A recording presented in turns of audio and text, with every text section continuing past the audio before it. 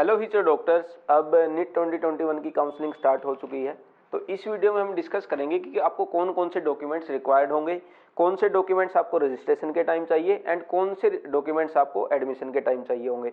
दूसरा, यदि आप किसी कैटेगरी से बिलोंग करते हैं, लाइक आप ओबीसी से हैं या एससी से हैं या एसटी से हैं या ईडब्ल्यूएस से हैं, तो कैसे सर्टिफिकेट बनवाना है, कहाँ से बनवाना है और कैसे आपको वहाँ पे अप्लाई करना है। ठीक है, तो ये पूरा डिटेल में मैं इस वीडियो में बताऊंगा। और जिन बच्चों ने चैनल सब्सक्राइब नहीं किया है वो चैनल को सब्सक्राइब कर लें, क्योंकि काउंसलिंग आपकी 2 मंथ चलेगी अब, और उसमें डिफरेंट डाउट्स आपके आएंगे। कभी नोटिफिकेशन आएगा, कभी कुछ आएगा, तो वो सारे डाउट्स आपके यहाँ पे वीडियो के थ्रू क्लियर किए जाएंगे। ताकि और बेल आइकन को भी आप प्रेस करके रखें ताकि नोटिफिकेशन आपको मिल जाए और आप वीडियो को जल्दी से जल्दी देख पाएँ और टेंशन आपकी ज़्यादा ना हो। अब देखो, रजिस्ट्रेशन के टाइम आपको कौन से डॉक्यूमेंट्स रिक्वायर्ड हैं। आपको एक भी डॉक्यूमेंट अपलोड करने की नीड वहाँ पे नहीं है। फर्स्ट पॉइंट है ये, कोई भी डॉक्यूमेंट नहीं चाहिए। लेकिन डॉक्यूमेंट्स आपको क्यों चाहिए होंगे, वहाँ पे आपसे जैसे स्कूलिंग पूछेगा कि आपने कहाँ से स्कूलिंग करी है, फिर आपके 10th के मार्क्स कितना है, 12th के मार्क्स कितना है, इस टाइप की डिटेल पूछा जाएगा। तो आप 10th की मार्कशीट, 12th की मार्कशीट अपने साथ रखें, और जो भी वहाँ पे नाम है, जैसे मम्मी का नाम क्या है, पापा का नाम क्या है, 10th की मार्कशीट में वही यहाँ पे अपलोड करें। अब कुछ बच्चों से मिस्टेक क्या हो जाती है कि मैंने मम्मी का नाम नीट के एप्लीकेशन फॉर्म में कुछ अलग डाल दिया था, मतलब गलत हो गया था कुछ, तो मैं यहाँ पे कौन सा रखूँ। आपको यहाँ पे ये रखना है 10th मार्कशीट वाला। नीट के फॉर्म में आपने जो भी रख दिया, जो भी गलती हो गई होने दो, अब आपको नहीं करनी है। अब आपको सही वाला नाम रखना है, समझ आ गया। तो ये गलती नहीं करनी। 10th की मार्कशीट अपने साथ रखें, पापा का नाम, मम्मी का नाम, अपनी डेट ऑफ बर्थ, ये तीनों यहाँ से उठाना है अपने को, समझ आ गया। कोई भी गलती नीट एप्लीकेशन फॉर्म में हुआ था उसको इग्नोर करो, वो वाली नहीं कंसीडर की जाएगी। अब नेक्स्ट है हमारा at the time of college admission. अब देखो, फर्स्ट राउंड का रिजल्ट आएगा, उसके लिए फिर आपको कॉलेज में रिपोर्ट करना होगा। जब आप कॉलेज में जाएंगे तो वहाँ पे आपको अपने ओरिजिनल डॉक्यूमेंट्स लेके जाने हैं, कोई भी जीरोक्स नहीं चलेगी। ओरिजिनल डॉक्यूमेंट्स यदि आपके पास नहीं है, अभी भी टाइम है, रिजल्ट 29 जनवरी को आएगा, उसके बाद 4-5 डेज, मतलब 4 फेब तक आपको रिपोर्ट करना है। इसके लिए आप तैयार रहें। अपने डॉक्यूमेंट्स नहीं हैं, जहाँ भी हैं वो किसी स्कूल में है, किसी कॉलेज में है, वहाँ से अरेंज कर लें। यदि ओरिजिनल डॉक्यूमेंट्स आप वहाँ पे प्रोड्यूस नहीं कर पाए तो आपको डिबार कर दिया जाएगा, मतलब आप काउंसलिंग में फर्दर पार्टिसिपेट नहीं कर पाएंगे। इनएडिक्वेट डॉक्यूमेंट हुआ तो आपका नहीं होगा फर्दर काउंसलिंग। यदि कोई डॉक्यूमेंट वेरिफिकेशन फेल हो गया तो आप वहाँ से एडमिशन नहीं ले पाओगे, जो सीट आपको मिली थी वो कैंसिल हो जाएगी। तो ये डॉक्यूमेंट्स आप अच्छे से तैयार करके रखें। नेक्स्ट है अटेस्टेड फोटोकॉपीज। इसके साथ में डॉक्यूमेंट के आपको फोटोकॉपीज भी लेके जानी है। एक मंगवाया है, लेकिन मैं बोल दूंगा आप 2 लेके जाएं। जितने भी डॉक्यूमेंट्स हैं उनकी 2-2 कॉपी लेके जाएं। अटेस्टेड का मतलब ये है, जैसे मान लीजिए मेरा नाम विकास है तो आप विकास के साइन करें वहाँ पे। यदि आपका नाम रजत है तो रजत नाम से साइन करके जो भी डेट वगैरह डालनी है, जितनी भी आपकी फोटो कॉपीज हैं सब पर साइन करके लेके जाना है। किसी और से नहीं करवाना, ये अपने नाम से ही करना है, समझ आ गया। नेक्स्ट, अब हम देख लेते हैं कि ये डॉक्यूमेंट्स रिक्वायर्ड कौन कौन से हैं, ये जो डॉक्यूमेंट्स आपके ओरिजिनल लेके जाने हैं। तो सबसे पहला जो अलॉटमेंट लेटर आएगा, जैसे फर्स्ट राउंड का रिजल्ट आएगा तो एमसीसी आपको एक अलॉटमेंट लेटर देगी कि इस बच्चे को इसमें, लाइक मान लीजिए आपको बीएचयू में कोई सीट मिल गई, तो एक अलॉटमेंट लेटर आएगा कि रजत नाम के लड़के को बीएचयू में सीट मिला है। एक तो ये आपको लेके जाना है original. Second, admit cards of exam issued by NTA, जो आपका नीट का एडमिट कार्ड है। यदि आपके पास नहीं है तो आप अपनी मेल पर चेक कर लें या फिर एनटीए पे चेक करें, वहाँ पे आपका लिंक एक्टिवेट है, वहाँ से डाउनलोड कर लें। थर्ड है इसमें रिजल्ट रैंक लेटर। आपका जो नीट 2021 का रिजल्ट आया था जहाँ पे ये लिखा हुआ है कि रजत की रैंक 1011 है, वो वाला वो डॉक्यूमेंट आपको लेके जाना है। Next, 8 passport size photograph same as affix on the application form. जो भी फोटो आपने अपलोड किया था नीट 2021 एप्लीकेशन फॉर्म में, वही आपको फोटो लेके जाने हैं। अब बहुत सारे जो सिंसियर स्टूडेंट नहीं है या जो ज़्यादा टेंशन नहीं लेते हैं, उनके पास हो सकता है वो वाला फोटो आपके पास ना भी हो, तो या तो अरेंज करें किसी, जहाँ भी आपने फोटो खिंचवाया था वहाँ से अरेंज करें, कहीं आपके मेल पर है वहाँ से अरेंज करें। नहीं है तो आप नया लेके चले जाएं, कोई ज़्यादा टेंशन की बात नहीं है।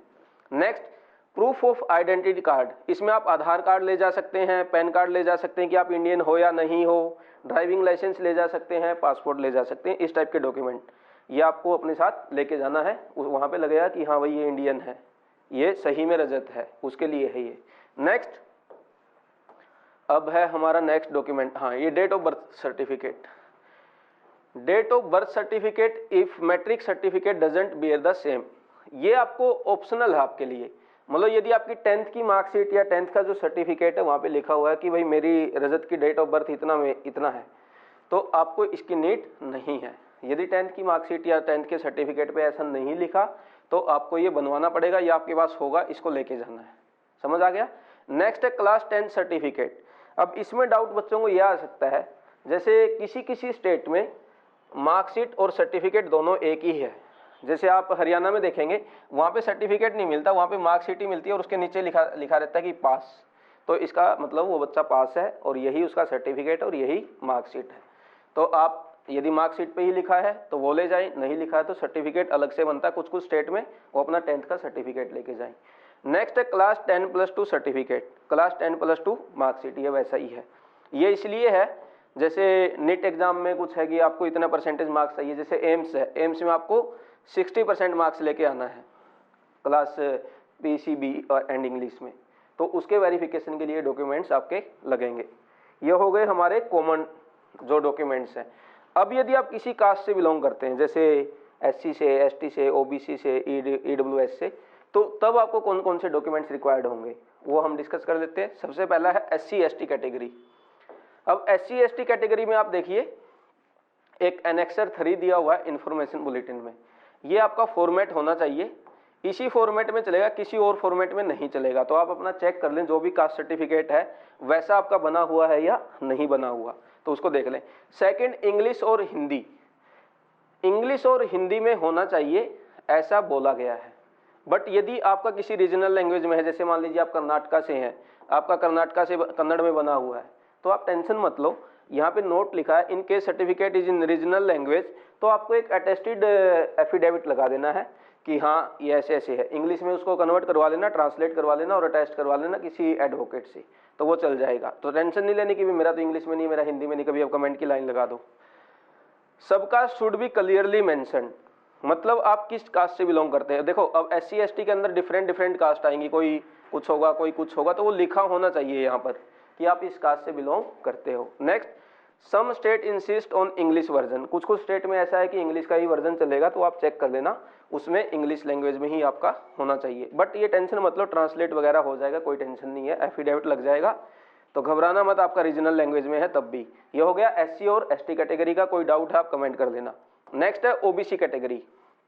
अब OBC कैटेगरी में देखो ये काउंसलिंग ऑल इंडिया कोटा के लिए है, ओपन सीट्स के लिए है, मतलब हमारे सेंट्रल इंस्टीट्यूट्स वगैरह के लिए है। तो इसमें जो आपकी OBC कैटेगरी का सर्टिफिकेट है वो सेंट्रल लिस्ट से होना चाहिए, मतलब गवर्नमेंट ऑफ इंडिया से बना हुआ होना चाहिए।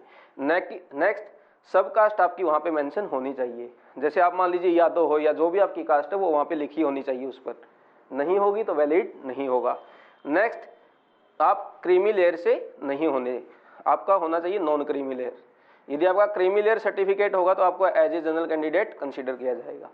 नेक्स्ट है भाई must be in the standard format. Standard format क्या है, इन्होंने एक एनेक्सर 4 दे रखा है, आप देख लेना इन्फॉर्मेशन बुलेटिन में, उसी फॉर्मेट में आपका ये बना होना चाहिए।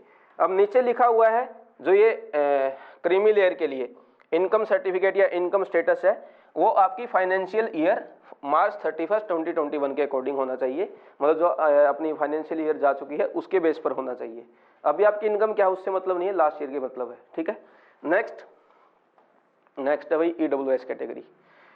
EWS कैटेगरी देखो एनेक्सर 6 चलेगा वहां पर, लेकिन यहाँ पे एक पॉइंट डिफरेंस है, ये देख लेना आप, वो उसमें फॉर्मेट में आप बनवा लेना है ना, और ये बनेगा गवर्नमेंट ऑफ इंडिया के लिए, ठीक है। गवर्नमेंट ऑफ इंडिया का आपको पता ही है लेस देन 8 लाख।